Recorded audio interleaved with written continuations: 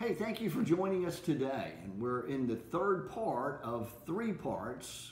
We've been talking about how to break out of a rut from Mark chapter 10 and the man blind Bartimaeus.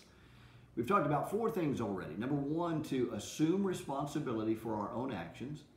Number 2, to believe that we can change. Number 3, stop worrying about what other people think. And number 4, to stop waiting for ideal circumstances. Let me share with you the last 2 today.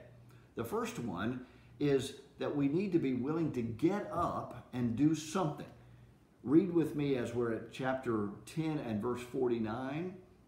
It says, verse 48, many warned him to be quiet, but he cried out all the more, Son of David, have mercy on me. So Jesus stood still and commanded him to be called.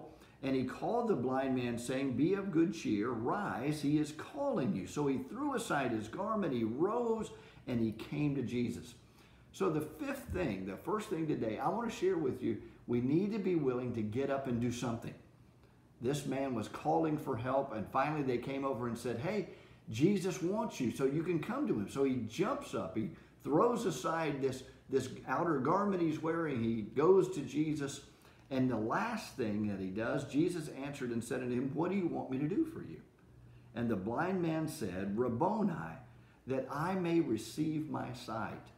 So the last thing I would suggest to you is that we need to be willing to clarify what we're really looking for. What rut is it we're trying to get out of? What do we want the Lord to do for us? What are we looking for? Not just a blasé, general kind of request. What is it we want God to do? And it says finally at verse 52, Jesus said unto him, Go your way, your faith has made you well. And immediately he received his sight and followed Jesus on the road. See if you can't think about those things, about trying to get out of a rut, believing that you can change and trusting God and coming to him and clarifying your need.